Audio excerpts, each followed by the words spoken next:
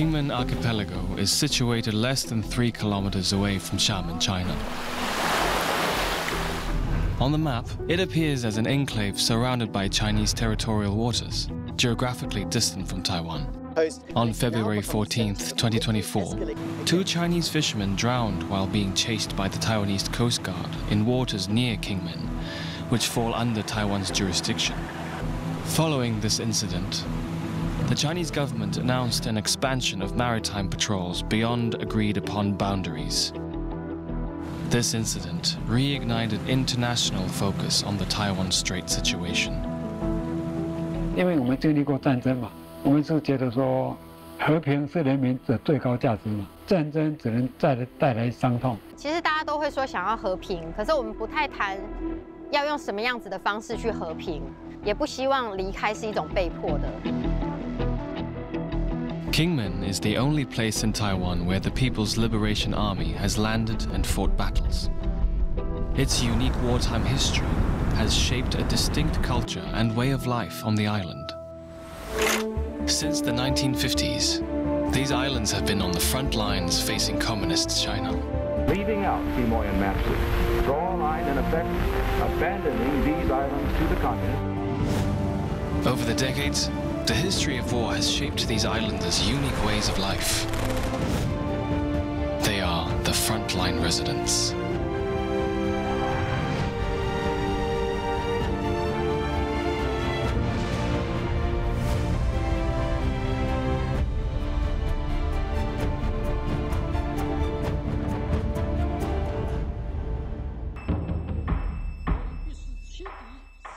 Most islands boast captivating ocean views, but along Kingman's coastline, remnants of defenses against enemy invasions dating back decades evoke a frontline tension. Let's turn back the clock to Guningtou, where fierce ground battles erupted in 1949. These holes in the walls serve as poignant reminders of the gunfire that once echoed through the streets. Over the following decades, Communist artillery relentlessly bombarded Kingman, even though it's been more than 40 years since the ceasefire. Many people's jobs are still war-related. Take Wu Zhendong, for example. His job involves using artillery shells as materials to craft kitchen knives. 我是吴增栋，我是46年12月份出生。刚好我出生7个月就经历过823炮战。 The second Taiwan Strait crisis began on the afternoon of August 23, 1958, and continued for 44 days, during which the PRC launched around 480,000 artillery shells. Over the next 20 years, the PRC struck Kingman every 2 days, unleashing more than 1 million shells on the land of Kingman Archipelago. After a long passage of time, these abundant shells not only represent the cruelty and sorrow of war, but also are imbued with new life by the resilient local people.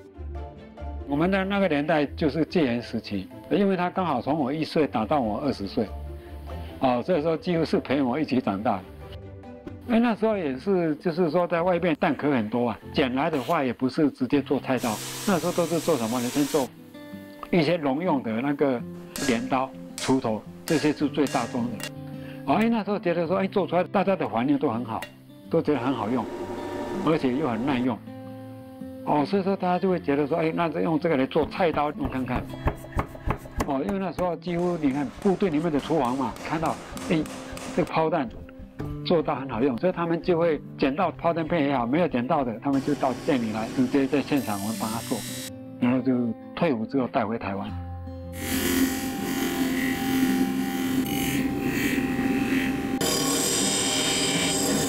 这个炮弹目前为止，我们不担心它会用完。那时候炮弹因为很多都在土里面嘛，所以那些空地都一直在挖出来。所以我们现在最关心的就是我们这个传承的问题。因为你只有永远的传承，才能够把这个技术能够一直延续下去。因为你在怎么样好的钢，一定要有最好的做到的工艺。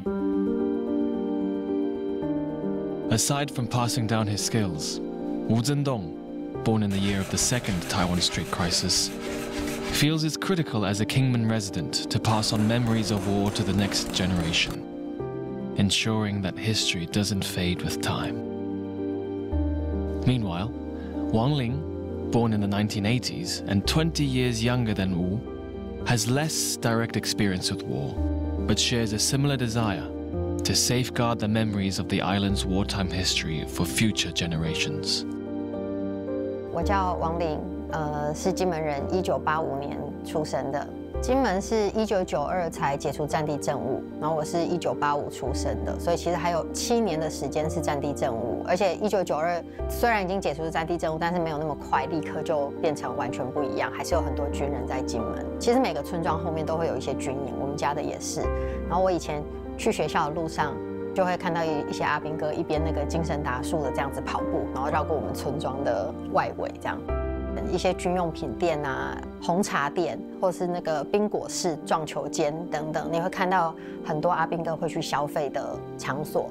然后包含我们搭公车回家的时候，还是会有阿兵哥跟我们一起坐公车回家。然后我记得那时候车上都是汗臭味，觉得印象很深刻。Wang Ling, like many young people from Kingman, once left the island to study on Taiwan's main island. After 10 years away, she returned to Kingman to work in the cultural and historical fields, opening a shop with friends to sell creative products inspired by Kingman's culture. 回来金门以后，实际上到了不同的村庄去走走看看的时候，你就会看到，有一些房子是有人住的，有些是空着，有些长满了草，然后你就会开始去想说，为什么会没有人住？它可能是早期就是清末民初的时候，金门有大量下南洋的人，他们去新加坡、马来西亚工作，然后可能就不会再回来了，或者是金门经历过战争，823炮战，金门有一批人就是离开金门了，那他们就在台湾落地生根，或者是在南洋落地生根，那个感受你会比较深，知道原来历史发生的事情就是在我们生活周边。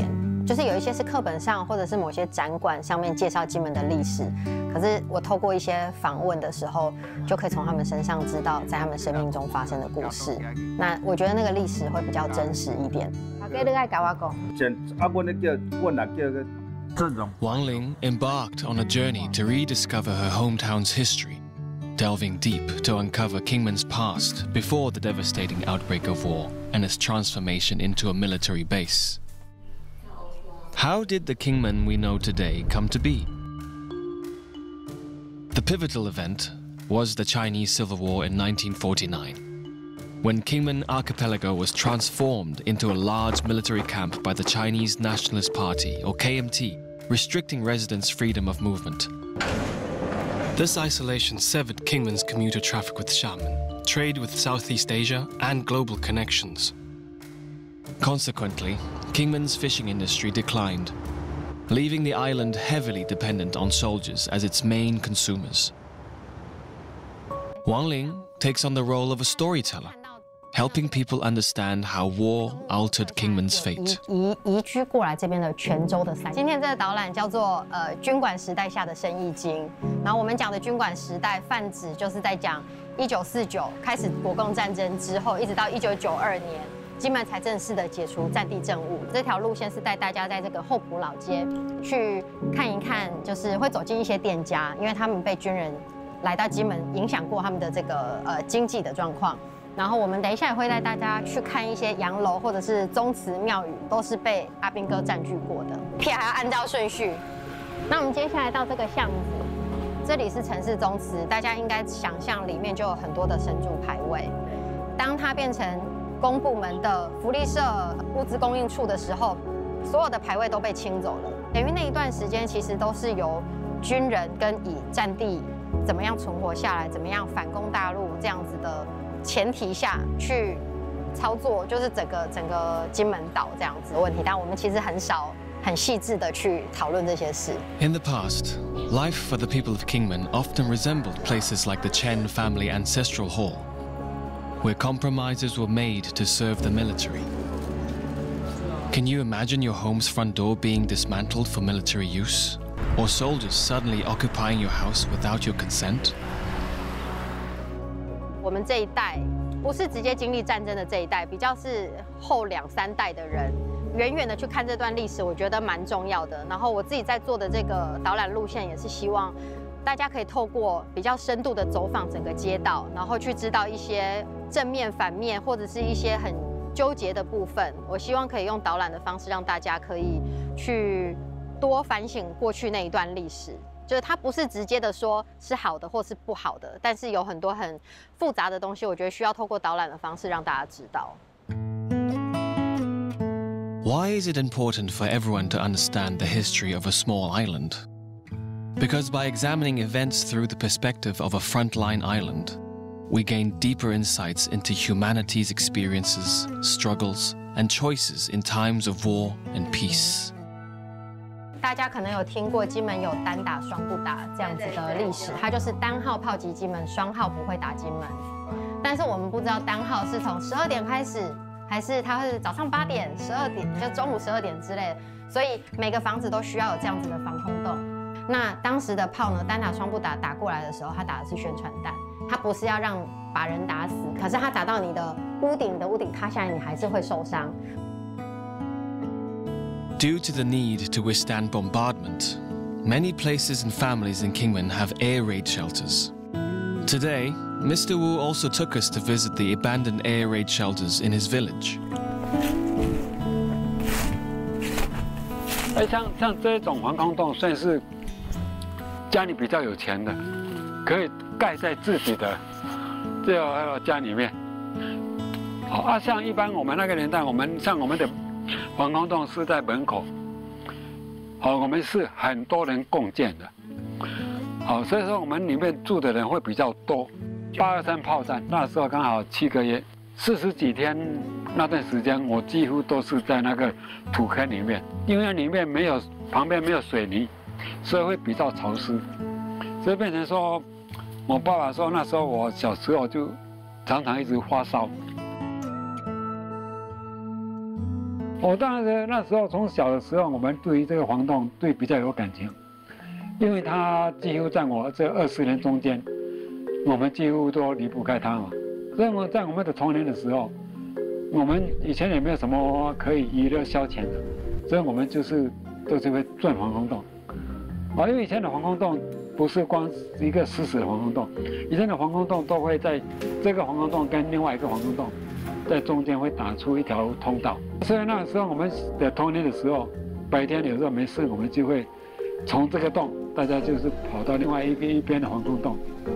所以说对于说这个炮弹的这个防空洞，我们是非常有感情的，就好像我们的第二个家一样。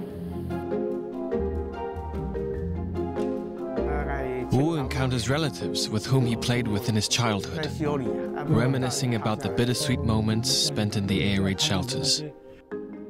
大家佚佗是对阮这边所教的那边，对坑内底还有小洞，很多。规下土坑那里困的，那困的。一坑都走在一个小洞。以前哪位要进去还要浇小蜡烛，要弄在墙壁上给它有光。对，一阵那细蜡烛爱点伫内底，对。你还袂记，我真袂记啊。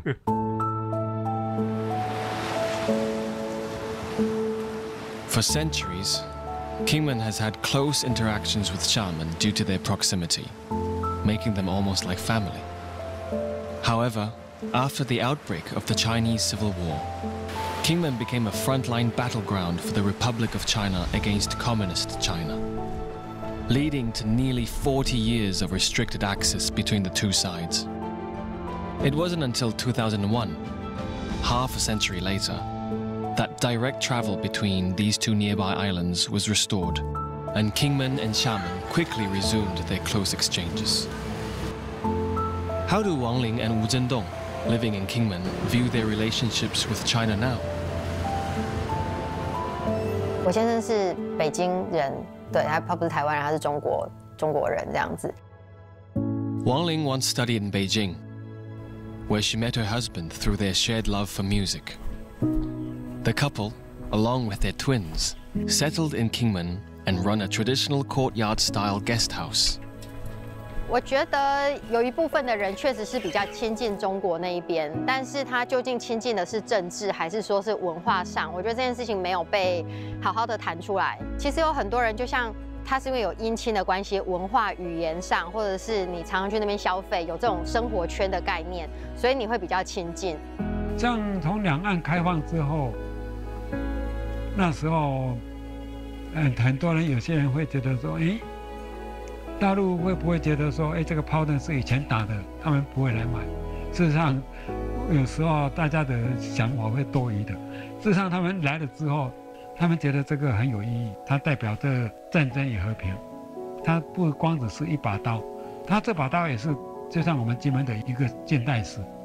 从以前两岸的对峙到现在的开放，到这个两岸的人民可以互相往来，这个在以前我们小时候感觉到说是不可能的，但是没想到到我们这一代竟然就实现了。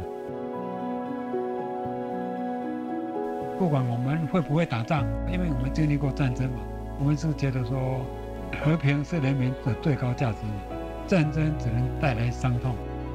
823炮战跟古宁头战役，像这种那个年代我们都还没有出生，但是为什么我们都会知道？因为这些都是我爸爸那一代，他们都会口述下来。我觉得这个口述历史是一个我们金门现代史的一部分。所以说我们这个不管我们在做到的技术，我们这个金门的历史，我们都会一直让下一代传承下去。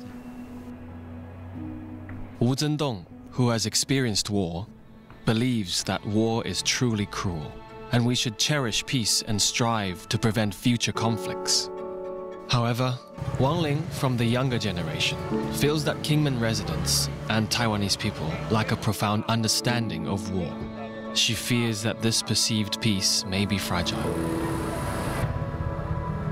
其实大家都会说想要和平，可是我们不太谈要用什么样子的方式去和平。我们好像比较是属于不要让战争可能会发生，可是我们没有很正向的去讨论这件事情，让战争跟金门人有比较多的一些对话跟反思。我觉得这个是金门现在比较缺少的。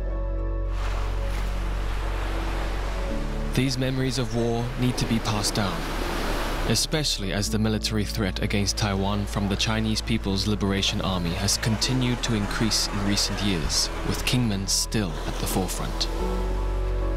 Wang Ling told us that she had also discussed with her husband what they should do in case a war breaks out. 我跟我先生有讨论过很多次，但我们都没有讨论出结果，我们到底要去哪里。当然也希望我们这边是可以有能力可以抵抗，但是我现在还没有答案。如果真的战争的话，因为我觉得你生活的地方，你的家人在这里，其实大家都希望好好的在这边生活就好了，也不希望离开是一种被迫的。这一根是以前我们小时候在玩吊单杠的地方。这个地方是凹下去，我们几乎那时候都躲在里面。里面可以躲一个人，你看不到。所以现在这个都还在，所以有时候现在看到这个一直在腐蚀掉有时候感觉到就是也是会有点心痛。因为我们有时候一看到这棵树，几乎很多有些都已经新长出来了，但是唯一不变的就是这个。从我1岁到现在已经66岁了。所以说，至少这个已经陪伴我们66年了。所以说这个看到这个感情非常的深。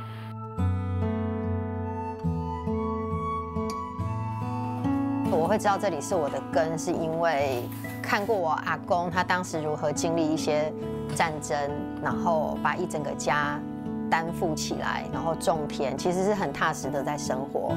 那我会觉得，我也希望小孩可以有这些对土地的尊重，对环境的感受。As the world once again focuses on the situation in the Taiwan Strait, frontline residents are redefining war and peace in their own ways. Just as they transform shells into kitchen knives, their wisdom and resilience remains the cornerstone of the peace they strive to uphold.